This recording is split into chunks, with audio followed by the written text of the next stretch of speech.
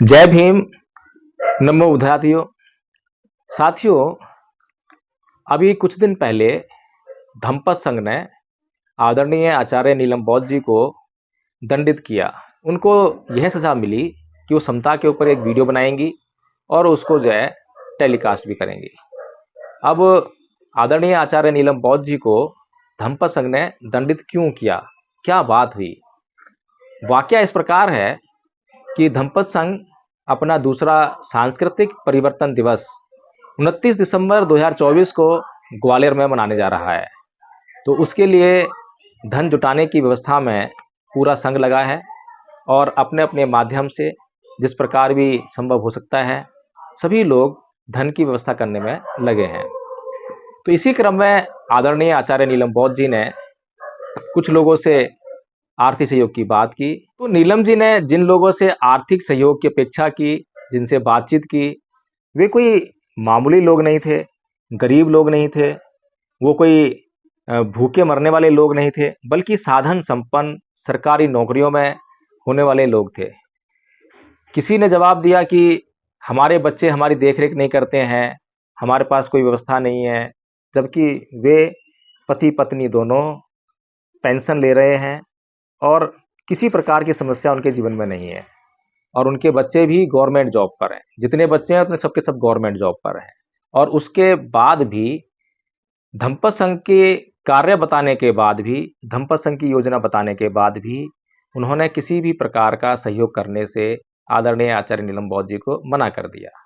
किसी ने कहा कि हम मूर्ति लगवाएंगे इसलिए आपको सहयोग नहीं कर सकते हैं, और ये सोचकर कि लोग जो हैं ये मूर्तियां लगाने में लगे हुए हैं लेकिन समाज को जागरूक नहीं करते हैं। और जहां समाज को जागरूक करने का कार्यक्रम चल रहा है और जहां इतना महत्वपूर्ण कार्य होने जा रहा है, ना तो उस कार्य की जांच परख करने के लिए तैयार हैं, ना उस कार्य के बारे में जानने के लिए तैयार हैं। जो ये धन है इतना महत्वपूर्ण है समाज के लिए, इस कार्य के लिए, और वहां पर ये कुछ भी सहयोग नहीं कर रहे हैं।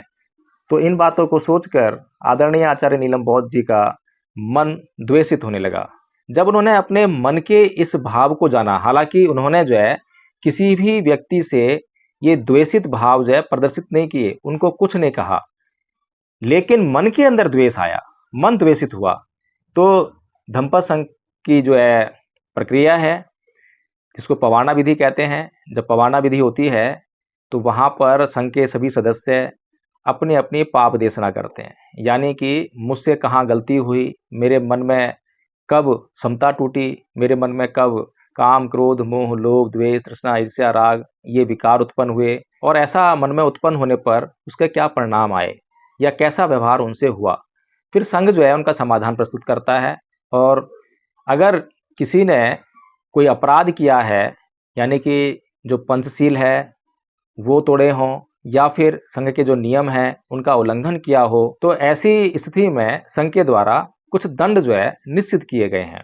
तो इसी प्रकार से जब नीलम बौद्ध जी ने पवाना विधि के दौरान संघ के सामने अपने मन की स्थिति बताई, तो संघ ने पहले तो उनको साधुवाद प्रेषित किया कि सबसे पहले तो आपको बहुत बहुत साधुवाद कि आपने अपने मन में यह भाव रखे लेकिन वो प्रदर्शित नहीं किए, और आपके मन में द्वेष आया और आपने ये जान लिया कि हाँ आपके मन में द्वेष आ रहा है और यह द्वेष जो है आपके लिए ठीक नहीं है। और धम्मपद संघ जो है इसी पर मुख्यतः काम करता है कि हमारा जो आचरण है वो कैसे शुद्ध हो।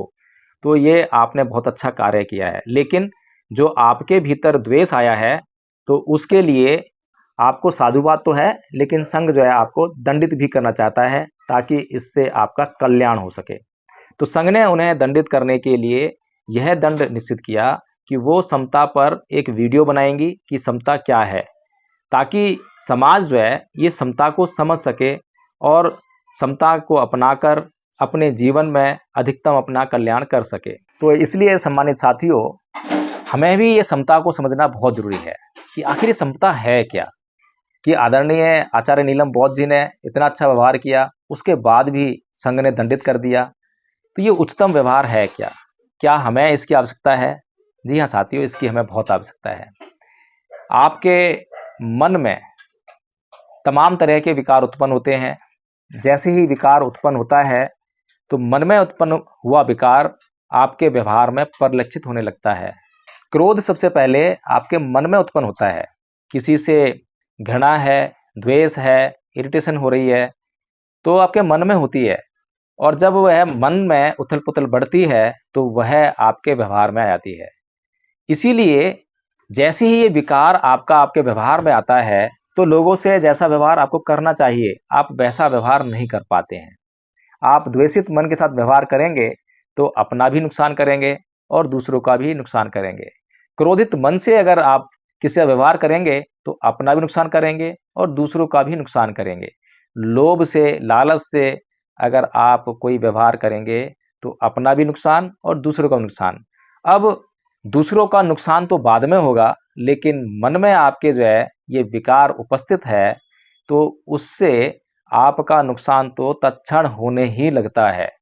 तो इसीलिए दूसरे को क्या नुकसान होगा, क्या फ़ायदा होगा, ये तो बाद की बात।